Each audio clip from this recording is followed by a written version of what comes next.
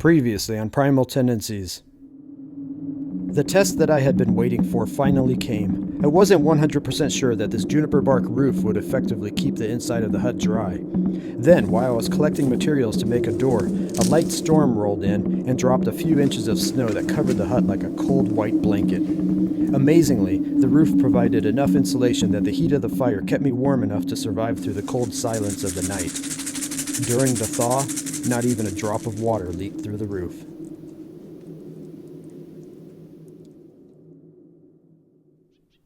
Now spring is here, and the landscape is erupting with new life.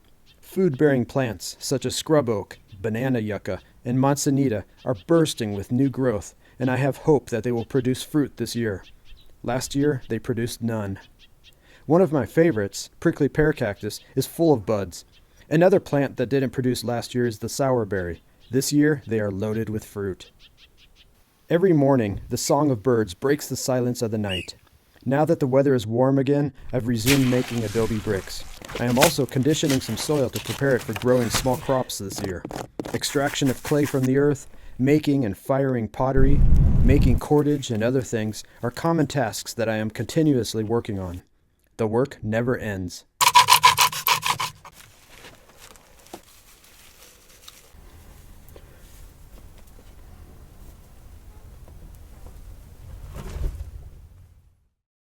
Now I'm finally going to make that door.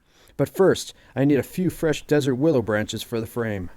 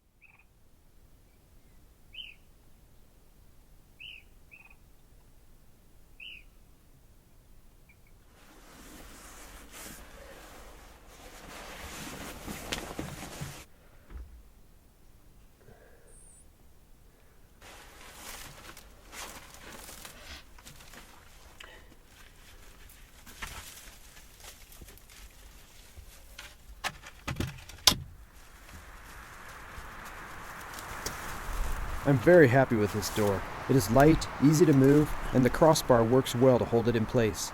This is a summer door. When the next winter comes, I will make a thicker door that will fully cover the entrance of the finished hut. But for now, this door is a huge improvement.